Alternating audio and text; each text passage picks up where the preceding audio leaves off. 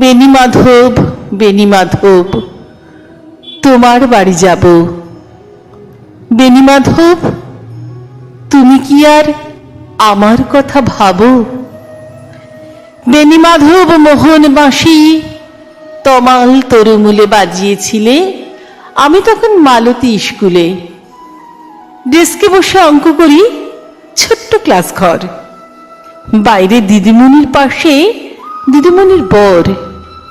আমি তখন নবম শ্রেণী, আমি তখন শাড়ি। আলাপ হলো বেণীমাধব সুলেখাদের বাড়ি। বেণীমাধব, বেণীমাধব, লেখাপড়ায় ভালো। শহর থেকে বেড়াতে এলে আমার রং কালো। তোমায় দেখে এক দৌড়ে পালিয়ে গেছি ঘরে।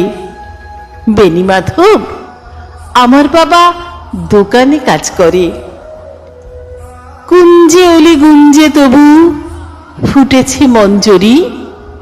সন্ধেবেলা পড়তে বসে অঙ্ক ভুল করি। আমি তখন নবম শ্রেণী, আমি তখন 16। ব্রিজের ধারে বেণীমাধব, লুকিয়ে দেখা হলো। বেণীমাধব, বেণীমাধব, এতদিনের পরে সত্যি বলো, সেসব কথা এখনো মনে পড়ে? সেসব কথা বলেছ তুমি তোমার প্রেমিকাকে? আমি কেবল একটি দিন তোমার পাশে তাকে দেখেছিলাম আলোর নিচে, অপূর্ব সে আলো। স্বীকার করি দুজনকেই মানিয়েছিল ভালো। জুড়িয়ে দিল চোখ আমার, পুড়িয়ে দিল চোখ। বাড়িতে এসে বলেছিলাম ওদের ভালো হোক। রাতে এখন ঘুমোতে যাই একতলার ঘরে। মেঝের উপর বিছানা পাতা, জ্যোৎস্না এসে পড়ে। আমার পরে জীবন ছিল চোরা পথের ধারে মিলিয়ে গেছে। জানি না আজ কার সঙ্গে থাকে। আজ জুটেছে, কাল কি হবে? কালের ঘরে শনি।